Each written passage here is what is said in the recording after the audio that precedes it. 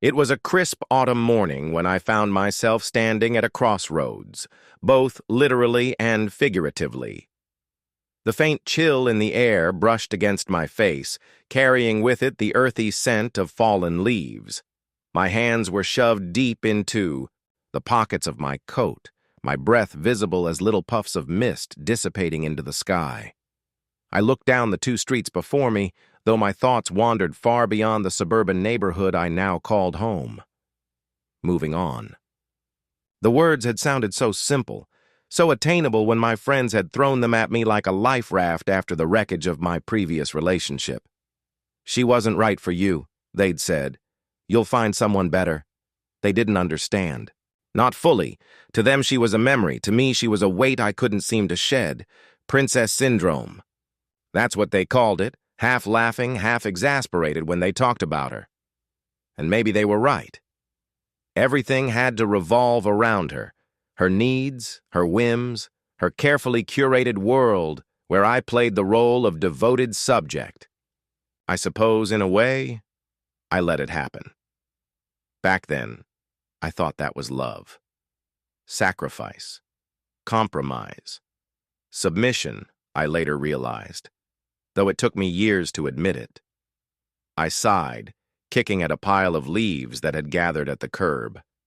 The rustling. Sound stirred memories I hadn't meant to summon. Her voice, sharp and insistent, echoed in my mind. Why can't you be more like... And the name would change. Some celebrity, some friend's husband, even a fictional character. I had tried. God, had I tried. I'd bent myself into so many. Shapes I barely recognized the man I used to be, but that was then. This was now. My wife, Emma, was waiting for me at home. Just the thought of her made my lips curl into an involuntary smile. Emma was, well, she was everything my ex wasn't. Grounded, generous, fiercely independent. She had this way of looking at the world that made you feel like anything was possible, like you could breathe deeper just by standing next to her. She loved without expectation, without conditions. And she loved me. Not some idealized version of who I could be, but the flawed, fumbling, occasionally brilliant mess that I was. When I first met Emma, I was still carrying the weight of my past like an overstuffed suitcase I didn't know how to unpack. She noticed, of course. Emma noticed everything. But she didn't push. Instead, she invited me into her world, a world that was vibrant, chaotic, and filled with passions I had never thought to explore. I'll never forget the first time she showed me her pottery studio. It was tucked away in the corner of our garage, a space that smelled of clay and glaze and faintly of burnt wood from the small kiln she had somehow managed to squeeze into the space. Emma had smiled at me, her hands covered in a thin layer of white clay. "Want to try?" she'd asked, holding out a lump of unshaped clay. I'd hesitated. My ex would have laughed at the suggestion, dismissing it as frivolous, a waste of time. But Emma's eyes were warm, her smile patient. So I'd said yes. That was the beginning, I think. The moment when I realized what it meant to be seen, to be supported, to be loved without being measured. Now, months later, our lives had settled into a rhythm that was both ordinary and extraordinary in its own way. Emma's hobbies had become a central part of our home, from the half-finished canvases leaning against the walls to the shelves overflowing with books on topics as varied as gardening, astrophysics, and Japanese calligraphy. She had a curious mind, a restless spirit, and a laugh that could light up the darkest room. And me? I'd found myself again in the midst of her whirlwind. I wasn't just her husband. I was her partner, her cheerleader, her biggest fan. Supporting her wasn't a burden. It was a privilege. As I turned back toward our house, I could see her through the window, her silhouette framed by the soft glow of the kitchen light. She was at the counter, humming to herself as she stirred something in a pot.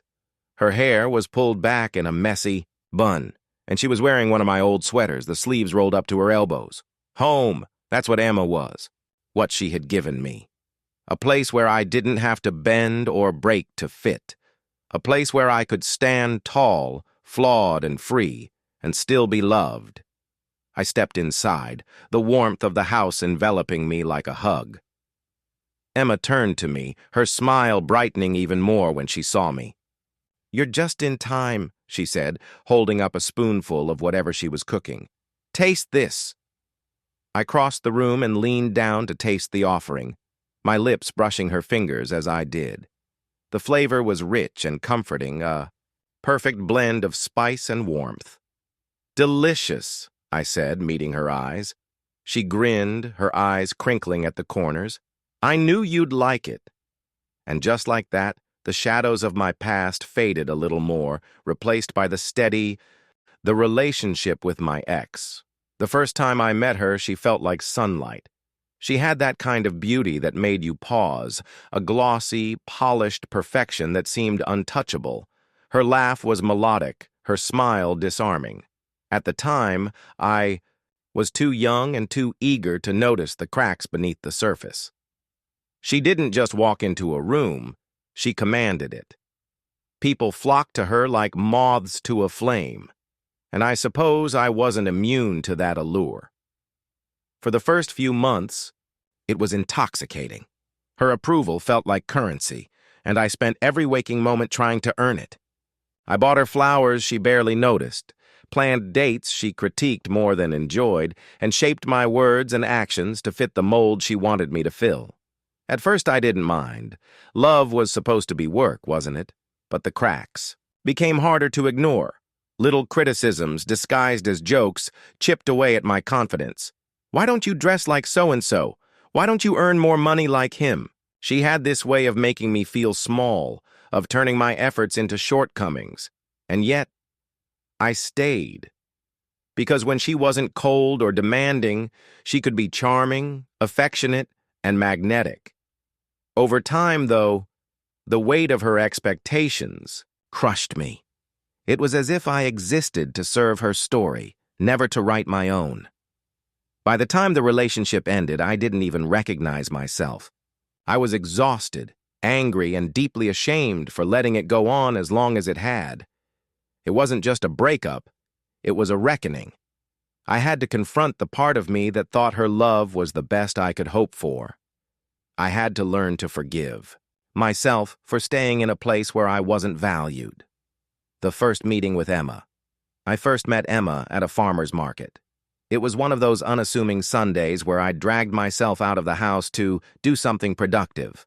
I wasn't looking for anything, least of all love. But there she was, standing in front of a booth filled with handmade candles, holding one up to her nose with her eyes closed, her expression pure bliss. She looked nothing like my ex. Emma's beauty was quieter, more effortless. She had wavy, auburn hair that framed her face in soft, unruly strands and freckles that dusted her nose like a constellation.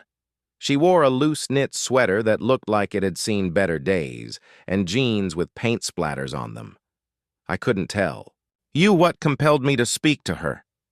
Maybe it was the way she seemed so at peace. Or maybe it was just the faint, crooked smile she gave the vendor. "You've clearly got good taste in candles," I said, my voice coming out awkwardly. She opened her eyes and looked at me, her gaze warm and steady. "Lavender and cedarwood," she said, holding the candle out to me. "Smells like a forest after the rain. Here, try it." I took the candle, surprised by the gesture, and inhaled. She was right. It was comforting, grounding. "You've sold me," I replied. We ended up talking for nearly an hour, standing by that candle booth. I learned she was an artist. Her hands gave that away before she said it, faint traces of dried clay lingering under her nails. She talked about the pottery classes she taught at a community center and the tiny studio she was saving up to expand. There was an honesty to her, a lack of pretense that felt like a balm to my frayed nerves. By the time I walked away that day, with a lavender and cedarwood candle in hand, I realized I hadn't thought about my ex once. The pottery studio moment. The first time Emma invited me into her pottery studio, I felt like I was stepping into a sacred space. The garage was transformed, shelves lined with jars of glaze, tools of every shape and size, and half-finished pieces waiting to be fired. A faint, earthy scent hung in the air, mingling with the crispness of the afternoon. She was standing at her wheel, her hands gliding effortlessly over a spinning mound of clay. "This is where I come to get messy," she said, grinning as she wiped a streak of clay across her cheek. I watched her for a moment, mesmerized by the ease with which she moved, the way her fingers coaxed form and structure from shapelessness. "Want to try?" she asked, holding out a ball of clay. I hesitated. My ex would have scoffed at the idea, dismissing it as a waste of time, but Emma's expression was patient, encouraging. Tentatively, I sat beside her and placed the clay on the wheel. She guided my hands, her fingers warm against mine, as she showed me how to center the clay. "Feel it," she said softly. "Don't fight it. Just let it guide you." At first I was clumsy, the clay wobbling and collapsing under my touch. But Emma didn't laugh or criticize. She just smiled and helped me start over. Slowly, I began to understand what she meant.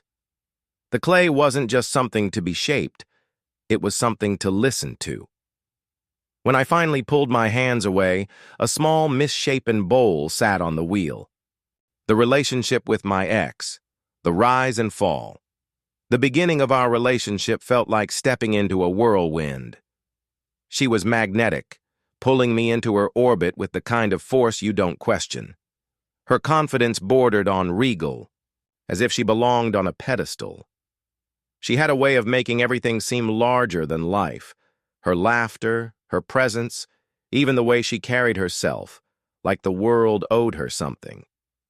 And in my eyes, it did. At first, I reveled in being part of her universe. She had impeccable taste. She introduced me to fine dining, designer clothing, and exclusive parties. I was entranced by the way she lit up a room, the way her mere presence could command attention. But beneath the glamour was a sense of entitlement I was too blind to see. Every compliment she gave came with an unspoken condition. "Don't let me down. Don't fall short." I remember one evening vividly. We were at a gala she had been dying to attend, surrounded by people I couldn't quite relate to. I had spent weeks saving up for a suit that met her standards. As we walked in, she scanned the room, her smile bright but distant, as if she were searching for someone more important to talk to. When she finally turned to me, her eyes flicked to my tie. "It's a little crooked," she said softly but firmly, fixing it herself before walking off without a second glance. That moment stayed with me, not because of the tie, but because of the coldness in her gesture. I was a prop, a piece of her carefully curated image. And yet, I clung to the moments when she was kind, when she laughed at my jokes or leaned her head on my shoulder. Those fleeting glimpses of affection were enough to keep me tethered, even as the weight of her expectations bore down on me. The end, when it came, was less dramatic than I'd imagined. No fiery argument, no grand betrayal, just a quiet, suffocating realization that I had been shrinking myself for someone who didn't see me. When she left, I felt hollow. But in that emptiness there was also a flicker of something new. Freedom. The first meeting with Emma. A new light. The scent of lavender and cedarwood still brings me back to that moment. The farmer's market was bustling, filled with the hum of conversations, the distant strum of a street musician, and the earthy aroma of fresh produce. I was wandering aimlessly, more out of habit than desire, when I saw her. Emma stood out, not because she was trying to, but because she wasn't. Her auburn hair caught the sunlight, gleaming with fiery undertones, and her loose sweater looked like it had been worn during 100 cozy mornings. There was a warmth about her that felt unpretentious, inviting. I watched as she held a candle to her nose, closing her eyes with a soft smile. Her expression wasn't one of polite enjoyment. It was genuine, like she was savoring a memory only she could see. When I finally mustered the courage to speak, I half expected her to brush me off. Instead, she turned to me with a curious tilt of her head, her hazel eyes glinting with amusement. "You like candles too, huh?" she said, her voice light but sincere. We talked about everything and nothing, her art, her favorite books, the ridiculous price of organic honey. It was easy, natural, like I'd known her for years. By the time we parted, I felt something I hadn't felt in a long time. Hope. The pottery studio. Hands in clay. Stepping into Emma's studio was like entering another world. The walls were splashed with remnants of her work, handprints in clay, smudges of paint, and pinned sketches fluttering in the breeze from an old fan. A potter's wheel sat at the center, surrounded by shelves of half-finished mugs, vases, and sculptures. The air was warm and earthy, tinged with the faint scent of kiln-fired clay. Emma greeted me with a playful grin, her hair pulled back into a messy bun, a smear of glaze on her cheek. "You ready to get your hands dirty?" she asked, holding up a lump of clay. I hesitated, glancing at the pristine tools and carefully arranged pieces. "I don't want to mess anything up." Her laugh was soft, reassuring. "There's no such thing as messing up here. Come on, sit." She guided me to the wheel, her hands warm as they covered mine. The clay felt cool and damp, its texture smooth but firm beneath my palms. "Just relax," she said. "It's not about perfection, it's about connection. Feel the clay, let it guide you." At first I struggled, the clay wobbling and collapsing under my touch. But Emma's patience was infinite. She didn't correct me with frustration. She encouraged me with quiet suggestions, her voice steady and calm. Slowly, the rhythm of the wheel and the sensation of the clay began to soothe me. For the first time in years, I wasn't worried about failing.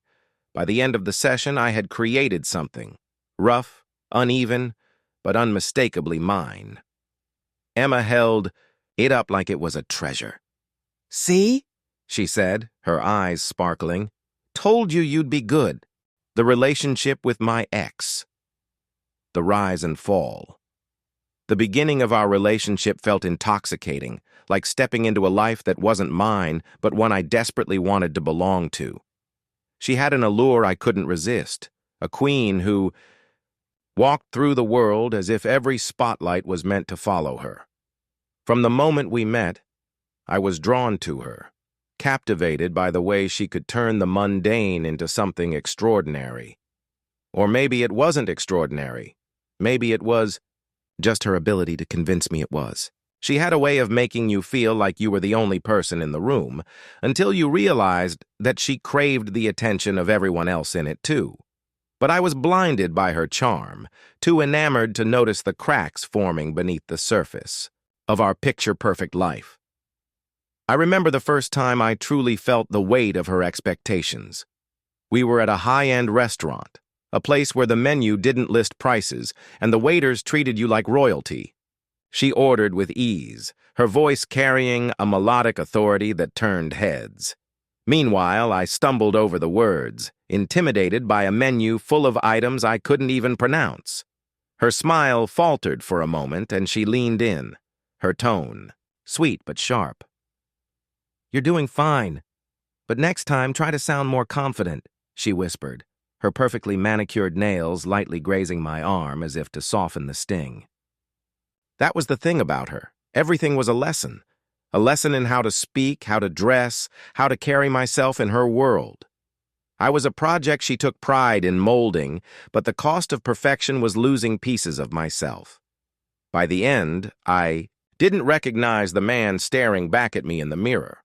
I was exhausted, emotionally drained, and constantly second-guessing myself.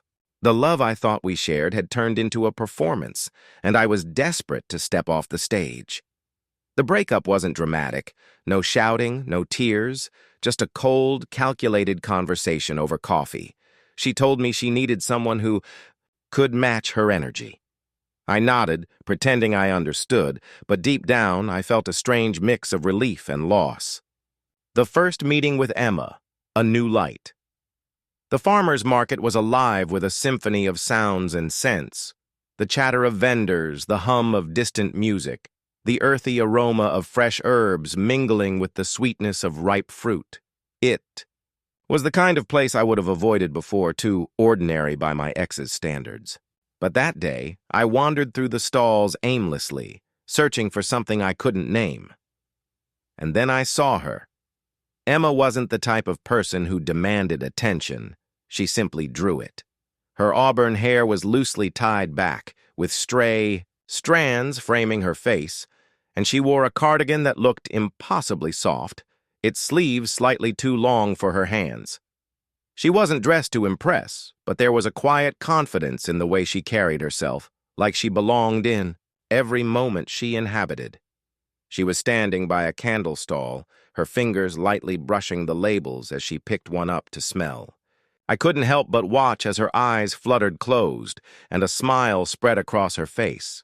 Small, serene, as if she had just stumbled upon a secret the rest of us couldn't understand. Before I knew it, I was standing next to her, nervously, picking up a candle of my own. "Do they smell as good as they look?" I asked, my voice more tentative than I intended. She opened her eyes, turning to me with a curious smile. Her hazel eyes were warm, flecked with gold, and for a moment, I forgot how to breathe. "Depends," she said, holding out the candle she was holding. "Lavender and cedarwood. Try it." I took it from her, our fingers brushing briefly. The scent was calming, grounding, and something about it made my chest feel lighter. "It's nice," I said, struggling to find the right words. "Nice?" she teased, her smile widening. "That's all you've got? Come on, you can do better than that." We ended up talking for nearly an hour, wandering from stall to stall. She told me about her art, how she loved creating things with her hands, whether it was pottery, painting, or baking. There was an openness to her that disarmed me, a lack of pretense that felt like a breath of fresh air. When we parted, she handed me the lavender and cedarwood candle. "You need this more than I do," she said with a wink. "Trust me." The pottery studio, Hands in Clay Emma's studio, was a sanctuary of creativity, filled with the quiet hum of life in progress. The air was warm, carrying the faint scent of clay and kiln-baked earth. The walls were lined with shelves, each one overflowing with pottery in various stages of completion. There were mugs with imperfect handles, bowls with uneven rims, and vases that leaned ever so slightly to one side. It was beautiful in its imperfection, a stark contrast to the polished world I had left behind. Emma greeted me with her signature grin, her hands already dusted with clay. The relationship with my ex, a shattered illusion. Looking back, I sometimes wonder how I missed the signs. The signs that my ex wasn't the queen I'd convinced myself she was, but rather someone enthralled by her own reflection, a princess, in her own story, with me cast as her dutiful servant. She was dazzling, undeniably so. Her beauty had a precision to it, as if it had been meticulously sculpted. Long, dark lashes framed her striking blue eyes, and her every movement seemed choreographed to draw attention. She could walk into a room and shift its gravity, her presence commanding, magnetic. I remember our early dates, the lavish dinners, the spontaneous getaways, the whirlwind of excitement she brought into my life. At first, it felt like a dream, like I was living a life that didn't belong to me, but one I was desperate to claim. But dreams, as I would later learn, can turn to nightmares when reality intrudes. Her expectations were endless, a series of hoops I had to jump through, always striving to meet an ever-shifting bar. "If you love me, you'll do this," she'd say, her voice honeyed but edged with steel. It was never enough to just be myself. I had to fit into her world, play by her rules, and cater to her needs while burying my own. The turning point came on her birthday. I'd planned a surprise, a weekend getaway to a quaint mountain cabin. I thought she'd appreciate the intimacy, the escape from the spotlight she so often basked in. Instead, she looked at the rustic interior with thinly veiled disdain. "Is this it?" she asked, her tone dripping with disappointment. I tried to explain, to tell her how much thought I'd put into it, but she cut me off with a wave of her hand. "I just thought you knew me better," she said, her voice cold and detached. That moment stayed with me, a bitter seed planted in my heart. It grew with every dismissive comment, every instance where I felt unseen, unheard, and unvalued. By the end, I was a hollow version of myself, drained of energy and self-worth. The breakup was inevitable, and when it came, it was almost a relief. She told me she needed someone who could keep up with her, someone who could make her feel like royalty. I nodded, unable to muster the energy to argue. As she walked away, I felt a strange mix of emotions, sadness, anger, and a flicker of hope. Maybe, just maybe, this was my chance to find something real. Meeting Emma, a chance encounter. The farmer's market wasn't a place I'd normally find myself. It was too unpolished, too ordinary, at least that's what my ex would have said. But on that crisp autumn morning, with the scent of apples and cinnamon lingering in the air, I felt drawn to its simplicity. I wandered aimlessly, my hands shoved deep into my pockets as I took in the vibrant stalls. There was something comforting about the chaos. The laughter of children, the chatter of vendors, the soft hum of a street musician's guitar. And then, I saw her.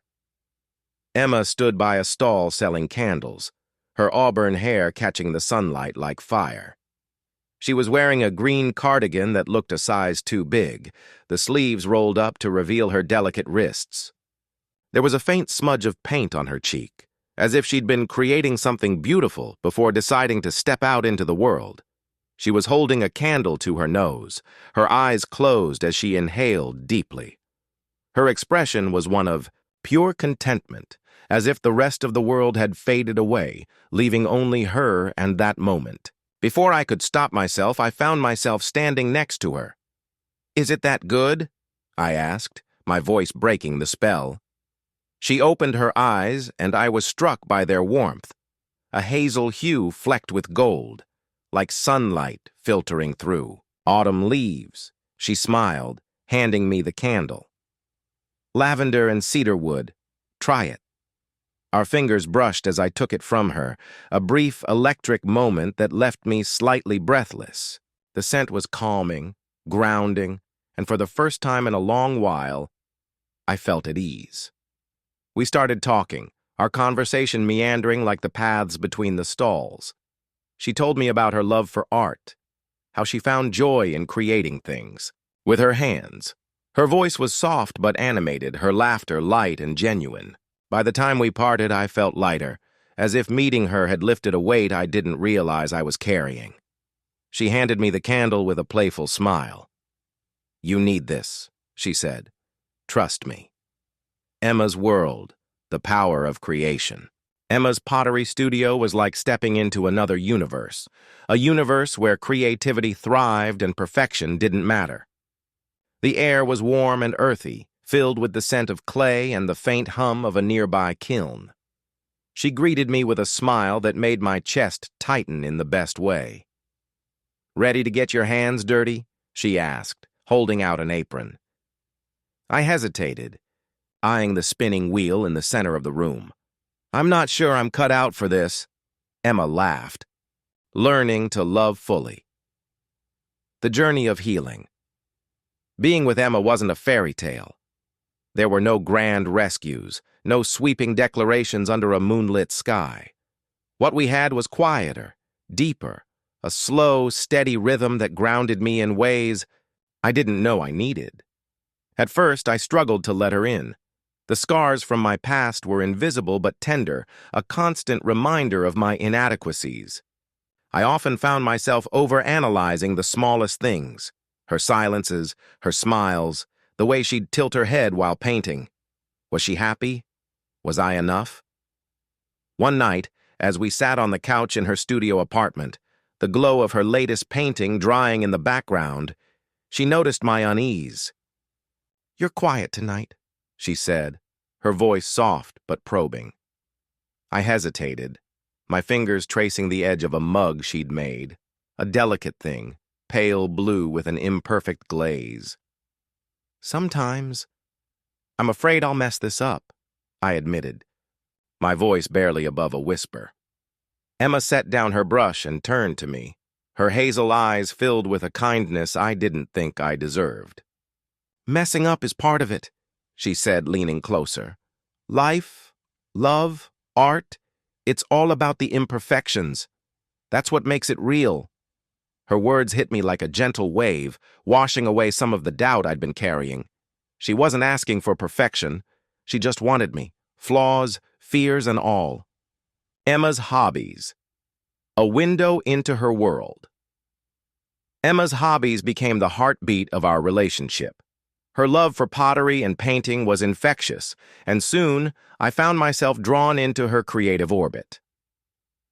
One afternoon, she decided to teach me how to paint. The canvas was intimidating, a blank expanse that seemed to mock my lack of talent. But Emma made it fun, guiding my hand with hers as we created something together.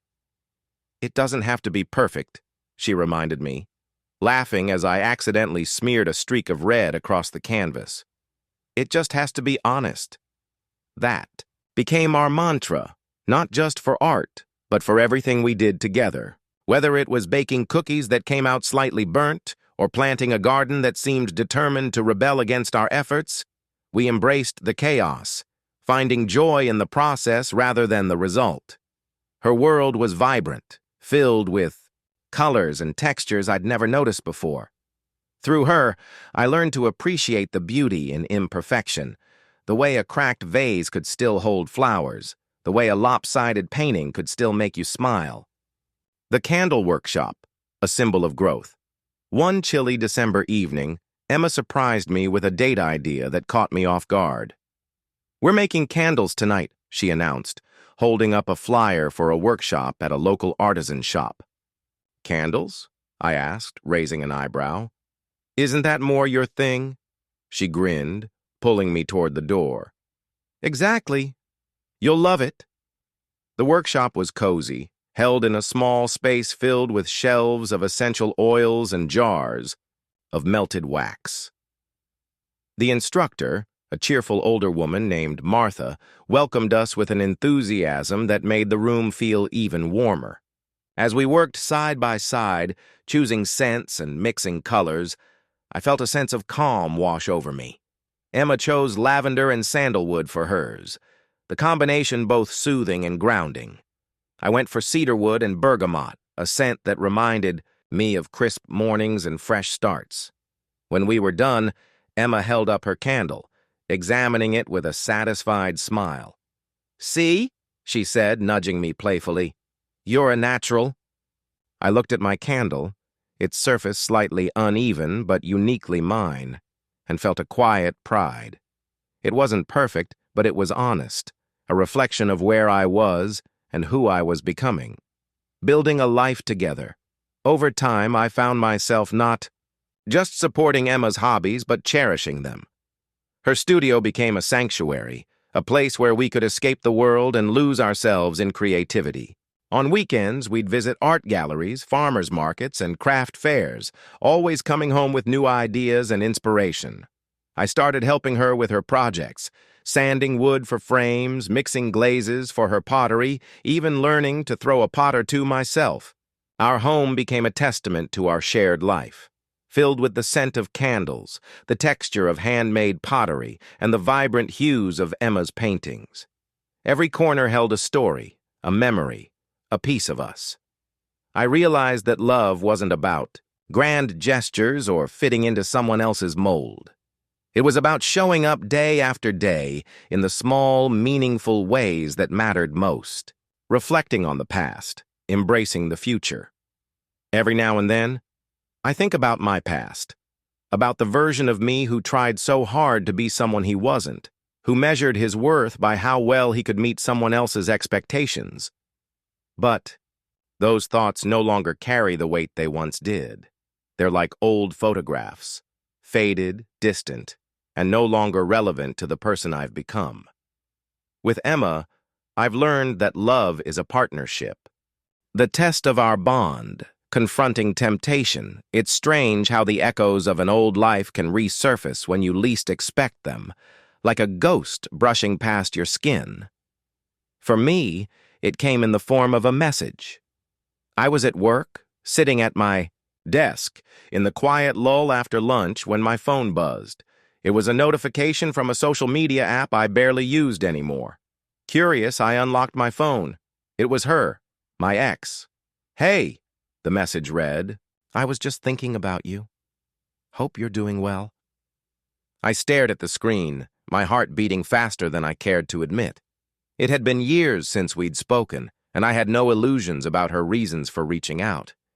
Still, there was a part of me, a deeply buried, insecure part, that felt a flicker of something dangerous. Curiosity? Longing? Closure? I wasn't sure, but I knew I needed to tread carefully. I replied cautiously, keeping my message short and polite. "Hi, I'm doing well, thanks. Hope you are too." Her response came quickly, as if she'd been waiting. "You look good in your recent photos.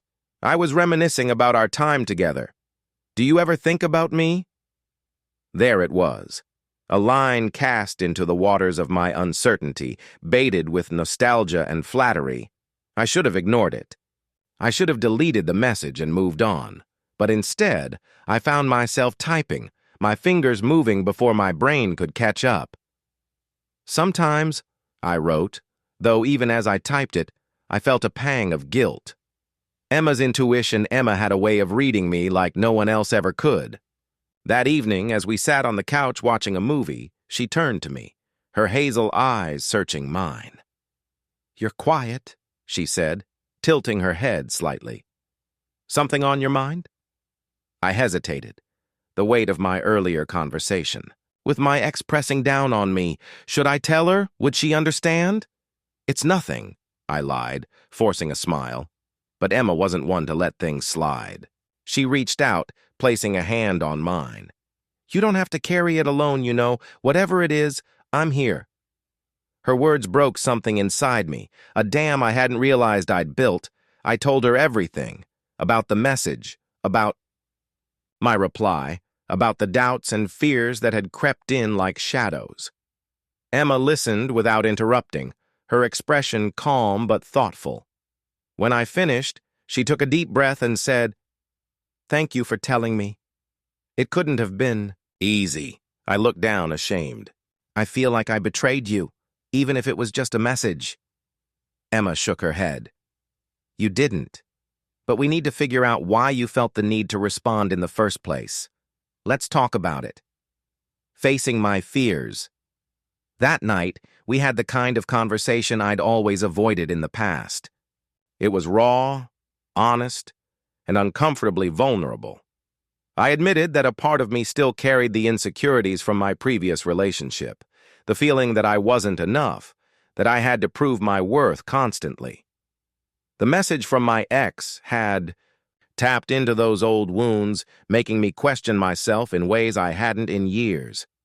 Emma listened patiently, her hand never leaving mine. When I finally stopped talking, she squeezed my hand gently. "You are enough," she said, her voice steady. "You don't have to prove anything to me, but I need you to trust me enough to let me in when you're struggling." Her words were like a balm, soothing the ache I hadn't realized I was carrying. Closure.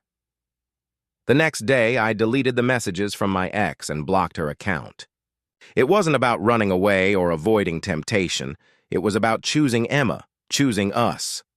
I didn't tell Emma about it right away, but when I did, she smiled and said, I knew you would. You just needed to get there on your own. We moved on from that moment stronger than before. It became a turning point in our relationship, a reminder that love isn't about avoiding mistakes. It's about how you handle them when they happen. Emma taught me that honesty, even when it's hard, is the foundation of any real connection. And for the first time, I truly understood what it meant to be in a partnership built on trust and mutual respect. Rebuilding trust and growing together. In the days that followed, something shifted between Emma and me.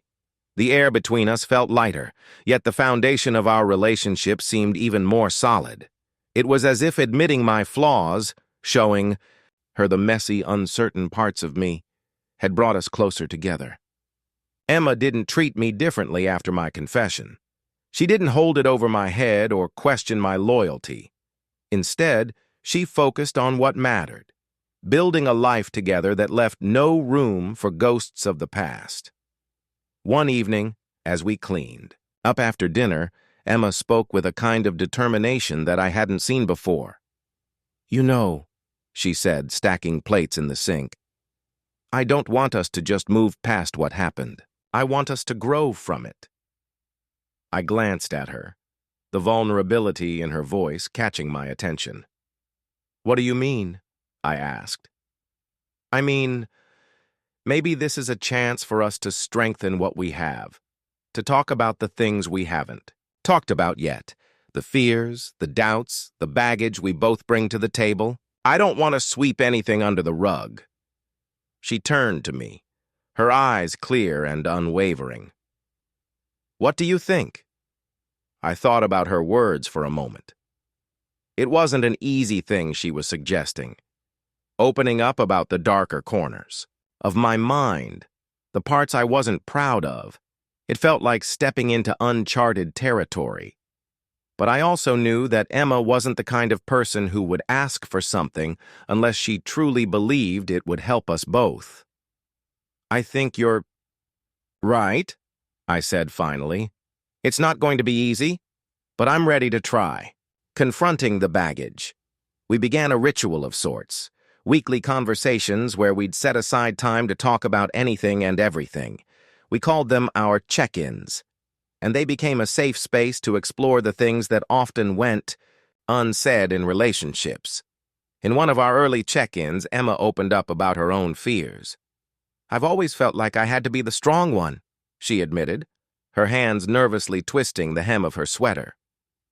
"Like if I showed weakness, people would see me as a burden. Even with you, sometimes I worry that I'm too much." I reached for her hand, gently untangling her fingers from the fabric. "You're not too much, Emma. If anything, I feel like I've been leaning on you too much. You've carried so much for me, and I want to carry some of it for you." Her eyes softened, and she gave me a small, grateful smile. "We'll carry it together," she said. Creating new memories. As we worked through our baggage, we made a conscious effort to create new memories, ones that reflected the partnership we were building. Emma's hobbies continued to be a source of joy for us both, but we also started exploring things that were new for both of us. One weekend, we signed up for a salsa dancing class. Neither of us had any experience, and our first few attempts were laughably clumsy. But instead of getting frustrated, we leaned into the humor of it, letting ourselves be imperfect together. On another occasion, we went on a camping trip, a first for Emma, who was more accustomed to city life. Watching her struggle to light a campfire, her cheeks flushed with determination, was one of the most endearing sights I'd ever seen. "Don't laugh," she warned, glancing at me as I tried and failed to hide my grin. "I'm learning." "I'm not laughing," I said, chuckling. "I'm admiring your technique." She rolled her eyes but couldn't suppress a smile. Moments like these reminded me that growth didn't always have to be serious. Sometimes it was about finding joy in the journey, even when things didn't go as planned. The ghost finally fades. Months later, I received another message from my ex. This time I didn't feel the same pull. Instead, I felt a sense of clarity, as though the chapter she represented had finally closed. I showed Emma the message, not because I felt obligated, but because I wanted her to know. She reached out again, I said, handing her my phone. But I'm not interested. I just thought you should know. Emma read the message, then handed the phone back to me with a smile. Thank you for telling me, she said. I trust you. Those 3 words, I trust you, meant more to me than I could express. They weren't just words. They were a reflection of the journey we'd been on together, a testament to the love we'd built, not on perfection, but on honesty, resilience, and a willingness to grow. Looking ahead, today I feel like a different person than the man I was when I first met Emma. Not because I've left all my flaws behind, but because I've learned how to embrace them and how to embrace someone else's too. Emma and I still have our weekly check-ins. We still laugh at our imperfections and celebrate our victories, big and small. And every day, I'm reminded that love isn't about never making mistakes. It's about what you do after the mistakes. I'm no longer haunted by the past, building the future, facing life's bigger challenges. Emma and I had found a rhythm, a balance between her endless curiosity and my steadier, more measured approach to life.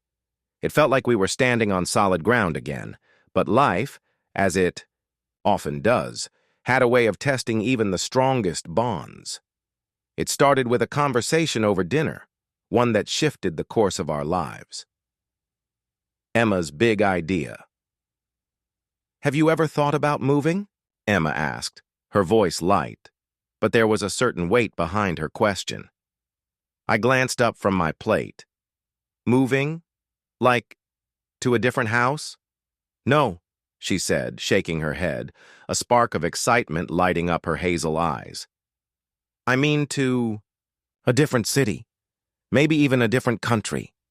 Her words hung in the air for a moment, and I felt my chest tighten. Change had never been my strong suit. I liked our life as it was, familiar, predictable, safe. But Emma was always dreaming, always pushing boundaries. It was one of the things I loved most about her, even if it sometimes scared me. Where is this coming from? I asked, trying to keep my tone neutral. Emma set down her fork and leaned forward, her expression earnest. I've been thinking a lot about how we can grow, not just as individuals, but as a couple.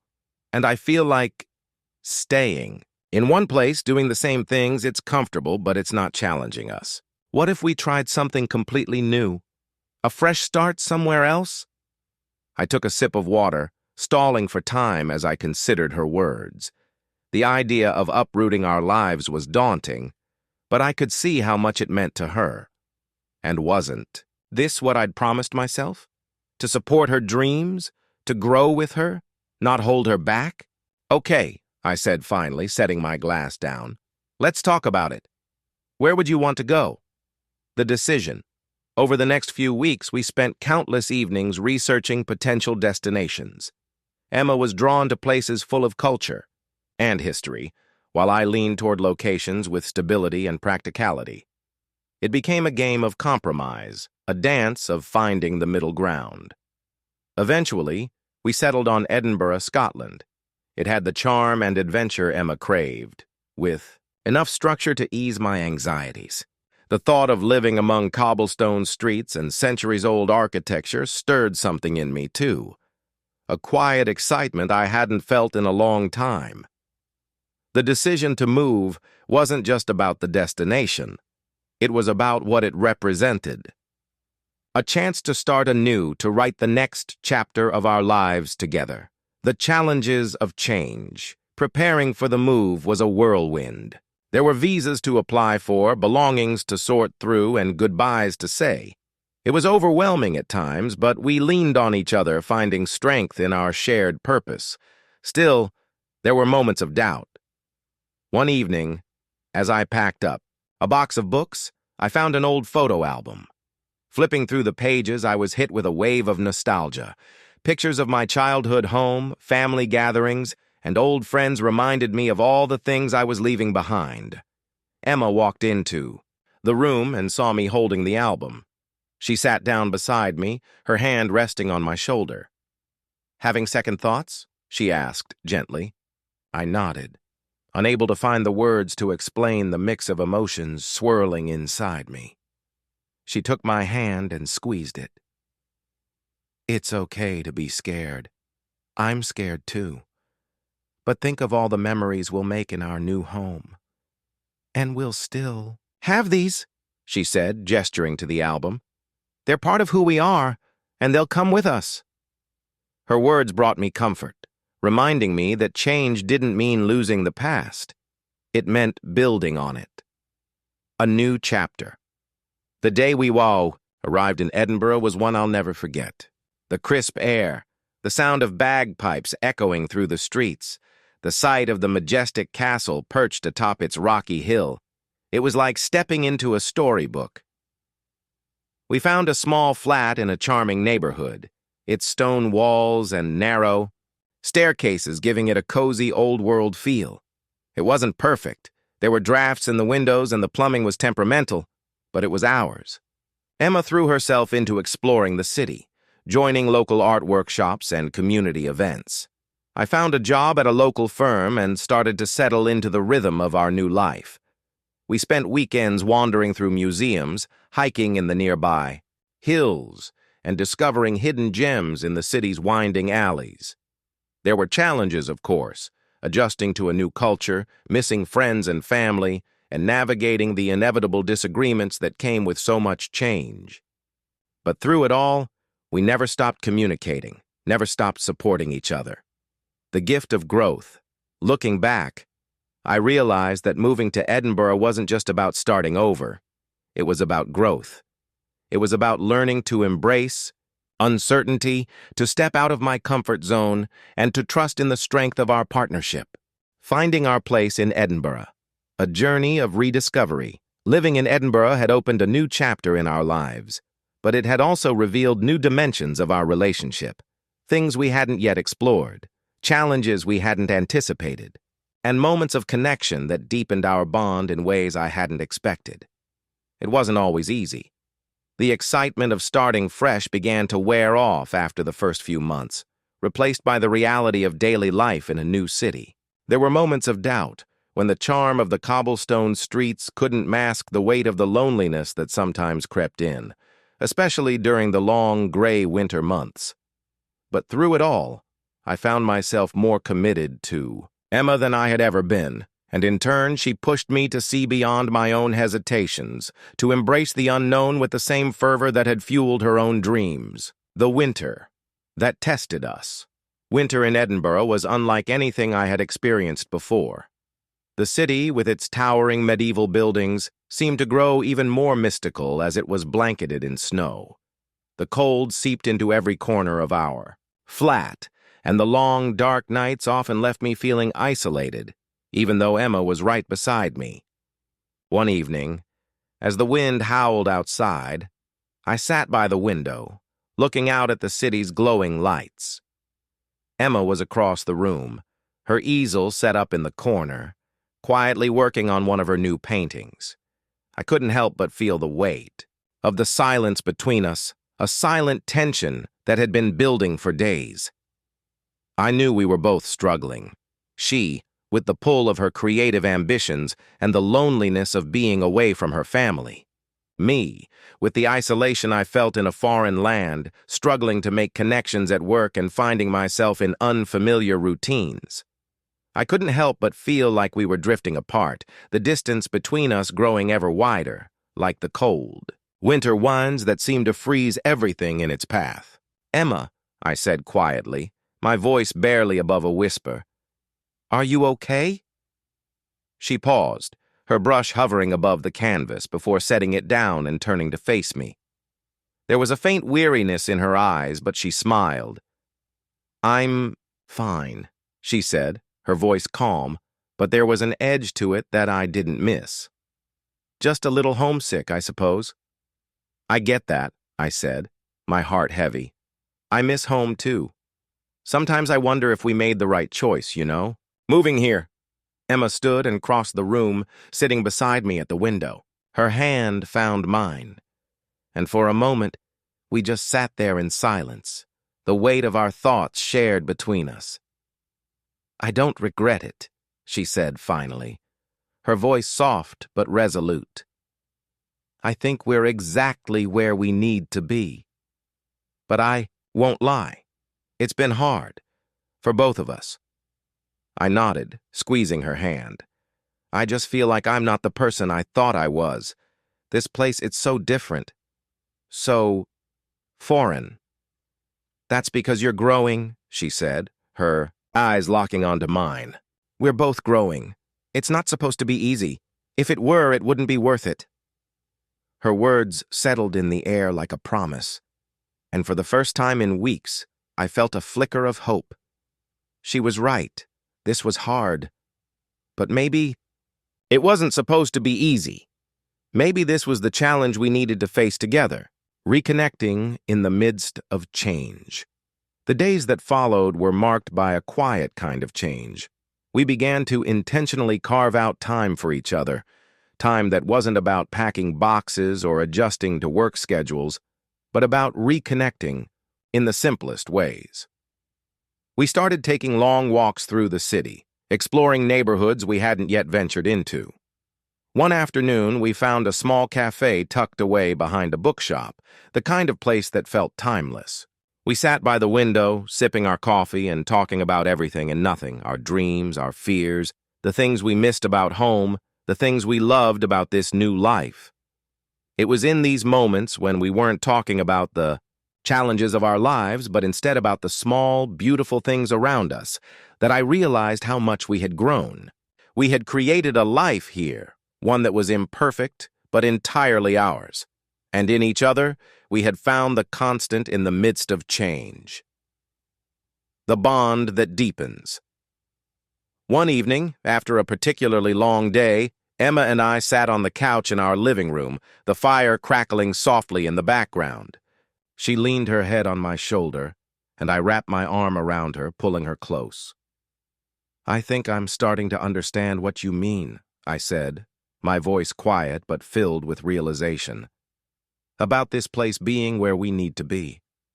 It's not about the city, or the flat, or the people. It's about us, about how we're facing all of this together." Emma smiled, her lips brushing against my skin as she spoke. "Exactly. No matter where we are, as long as we're together, we can handle anything." The seasons of change. A relationship rekindled. As the first hints of spring began to warm the chilly Edinburgh air, I felt something shift in the dynamic between Emma and me. We had weathered the worst of the winter, and now, like the city itself, we were emerging, renewed, vibrant, and ready for whatever was next. Our relationship, too, felt like it was blossoming, evolving in ways I hadn't fully understood until now. Emma's new path. Emma had always been a force of nature, fierce, passionate, and unafraid to chase her dreams. But the more time we spent in Edinburgh, the more I saw how her creativity wasn't just a part of her, it was the very core of her being. She had begun to explore her artistic side in ways I hadn't imagined, diving deep into the local art scene. Her paintings, once confined to our tiny flat, were now displayed in galleries. And it wasn't just the art. It was her sense of self, her confidence in who she was becoming. One evening, she came home with a bright smile on her face, her eyes sparkling with excitement. "I got it," she said breathlessly, practically bouncing off the walls. "What?" I asked, looking up from the book I was reading. I could hear the edge of excitement in her voice, the kind that made my heart race in tandem with hers. "The exhibition," she said. "The one I applied for at the gallery downtown. They want to feature my work, my entire collection." I put down the book, my heart swelling with pride. "That's incredible, Emma. I knew you'd get it. Your work is amazing." She sat beside me, practically glowing. "I can't believe it. This is the first step towards something bigger, you know." It's all falling into place. I smiled at her, my chest tightening with emotion. Emma's dreams were taking flight, and I couldn't have been more thrilled for her. It wasn't always easy to stand on the sidelines as her biggest supporter, but in moments like these, I understood that supporting her dreams didn't just mean cheering her on, it meant stepping back and letting her soar. The push and pull of ambition. As Emma's career began to take off, I found myself grappling with my own ambitions, or the lack thereof. In the beginning, the move to Edinburgh had felt like an opportunity for both of us to reinvent ourselves. I had hoped to step outside my comfort zone, to take risks, to explore new possibilities. But as Emma's success grew, I started to feel like I was standing still, watching her climb higher while I remained on the ground, unsure of what my next step should be. I knew I was happy in my job, but something deep inside told me I wasn't fully fulfilled. There was a yearning, a desire for something more, but I couldn't pinpoint exactly what that was. And then there was the constant pressure I put on myself to live up to the ideal of the perfect partner, the one who supported his wife's dreams while putting his own aspirations aside. There were nights when I would lie awake beside Emma, the glow of the city's lights filtering through our window, and I'd find myself staring at the ceiling, lost in thought. What if I'm not enough? I'd wonder. What if she's outgrowing me? But those thoughts were fleeting, quickly replaced by the warmth of her presence beside me, the soft rise and fall of her breath as she slept peacefully. It was during these quiet moments that I realized something crucial. Emma's success didn't diminish mine. Her growth wasn't a threat to our relationship. It was a testament to the love we had built together. And so, I started to push myself again, quietly, in my own way. I began to explore new hobbies, interests, things that had long been buried beneath the weight of responsibilities. I took up running again, something I hadn't done in years, and I started learning photography, a passion I had left behind long ago. These were small steps, but they were mine. Rebuilding ourselves together. One afternoon, as the first true signs of spring blossomed across the city, Emma and I walked through the lush green parks of Edinburgh. The air was crisp, the sun breaking through the clouds, casting a golden glow over the cobbled streets. "How does it feel?" I asked, watching her eyes light up as she took in the beauty around us. "To be doing what you love, to have it all falling into place?" Emma smiled, her fingers brushing mine. "It feels like freedom," she said. "But it also feels like I'm not doing it alone. You've always been here, supporting me, and that means more than you know." Her words hit me harder than I expected, stirring something deep within me. She didn't just see me as a passive bystander in her life. She saw me as a partner, as someone whose support had played an integral role in her success. I hadn't realized until that moment how much her words meant, not just in the context of her career, but in our relationship. "I'll always be here," I said quietly, my voice thick with emotion. "I'm proud of you, Emma, and I'm proud of us." Navigating new horizons, the challenges we face together. As the warmth of spring turned to the heat of summer, Emma and I found ourselves at a crossroads, not just in our individual pursuits, but in our relationship as well. While the city seemed to open up with endless possibilities, there was an undeniable tension between us, one that we couldn't ignore. Our bond had deepened over time, but with each passing month, we were evolving in different ways we hadn't fully anticipated. Emma's growing success and the distance it created. Emma's exhibition had been a roaring success, and with it came more opportunities, more galleries, more commissions, more attention. At first, it felt like an exciting time for us both. I was proud of her, truly. But the more her career blossomed, the more I found myself sidelined, living in her shadow, my own ambitions still floundering in the background. She had begun traveling more frequently, attending gallery openings in London, Paris, and beyond. It was what she had always dreamed of, and I couldn't be happier for her. Yet the long days without her began to stretch into weeks, and I felt the weight of her absence more than I expected. What had once been our quiet evenings together became sparse moments, filled with the hum of a city that I still hadn't fully gotten to know. We tried to keep in touch, late-night video calls, messages sent back and forth, but nothing felt the same. I felt like I was holding on to something slipping through my fingers, the distance between us growing, not just physically, but emotionally. I couldn't help but wonder, was this the way it was supposed to be? The moment of reckoning. One evening, after a particularly long stretch of Emma being away, I was sitting alone in our flat. The silence felt suffocating, and I found myself walking around aimlessly, my fingers tracing the edges of objects, books on the shelf, the coffee table we had picked out together. It felt like nothing was real without her here. When she finally returned, there was a quiet tension in the air, as though we were both unsure of what to say. She set her suitcase down and collapsed onto the couch, rubbing her eyes.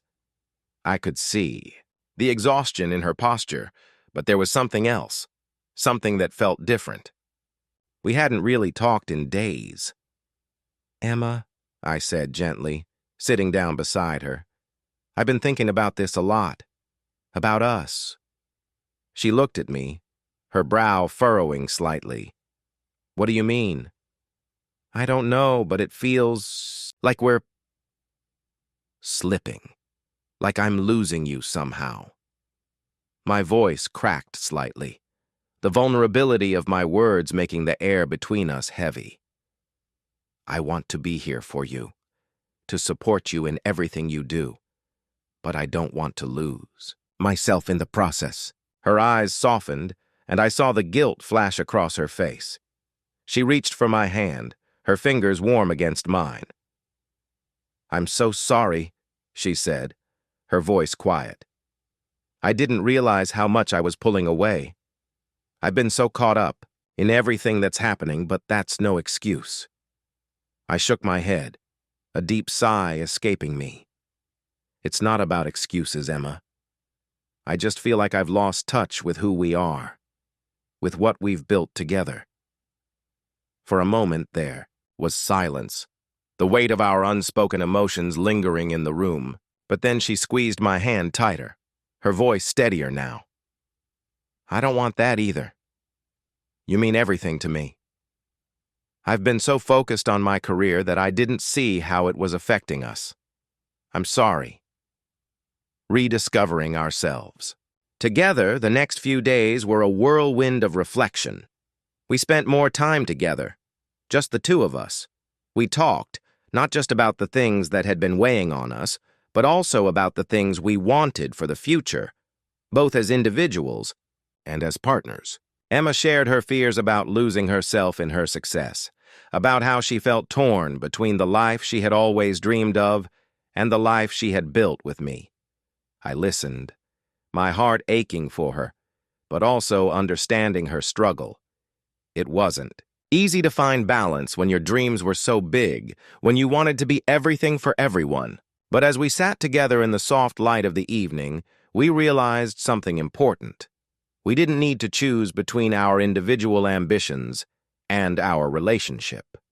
We had built a foundation, a strong one, and that was something we both wanted to protect. "I think," I said, my voice quiet but filled with a newfound certainty, "we need to start taking more time for us, to remember why we chose this, why we chose each other." Emma nodded, her eyes brimming with emotion. "I agree. I don't want to wake up one day and realize I've lost you.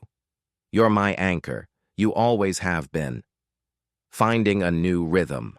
From that moment, we began to rebuild, slowly, deliberately. It wasn't about grand gestures, but about small, consistent actions that reminded us of what we meant to each other. We began setting aside weekends just for us. No work, The growth of two souls, continuing the journey together. The next chapters of our lives unfolded slowly, like pages turning in a well-worn book. Each day brought its own lessons, its own challenges, but there was a steady rhythm to our lives. Now, a heartbeat that pulsed in sync between Emma and me. We had discovered a balance, a delicate dance of individuality and partnership that allowed both of us to flourish. Emma's artistic evolution. As her art continued to gain recognition, Emma found herself diving deeper into the exploration of new mediums and styles. Her work, which had once been bold and expressive, began to evolve into something more introspective, more personal. She explored themes of connection, vulnerability, and the complexity of human emotions, ideas that reflected her own internal journey. One evening, she came to me with a sketchbook in hand, her eyes filled with a mixture of excitement and apprehension. She had started working on a new series of paintings that were, in many ways, a direct reflection of us, our struggles, our love, our growth. "Do you think it's too much?" she asked, her voice tinged with uncertainty. She sat down beside me, opening the sketchbook to reveal the first of the new works, a portrait of us, but not in the way I had expected. It wasn't a perfect, idealized depiction. Instead, it was raw, textured, capturing the complexity of our connection, two figures entwined, yet with space between them, shadows and light, reflecting the fragility of human bonds. I studied the piece, my chest tightening as I recognized the emotions she had poured into it. "No," I said softly, my fingers tracing the edge of the page. "It's beautiful. It's us. It's real." Her relief was palpable, her shoulders relaxing as she leaned into me. "I was afraid it might be too much, that people wouldn't understand. But this is the truth of what we've been through, the good and the bad." And in that moment, I realized just how deeply her art was tied to her soul. She wasn't just painting what she saw, she was painting what she felt, what she lived. Her work had always been about more than aesthetics. It was about capturing the essence of her existence, and by extension, capturing the essence of the world around her. And I was grateful to be her muse, her partner, the one who witnessed her transformation from the inside out. My own journey, photography and finding my voice. As Emma's career flourished, I found my own path becoming clearer too. I had spent so many years doubting myself, unsure of what I was capable of. But once I allowed myself to embrace my passion for photography, really embrace it, things began to shift. It wasn't just about taking pictures. It was about capturing moments, the fleeting beauty in the mundane, the way light could transform a simple scene into something profound. There were days when I would wander through the streets of Edinburgh with my camera, seeking out new perspectives. The cobbled streets, the crumbling walls of ancient buildings, the faces of strangers lost in their own worlds.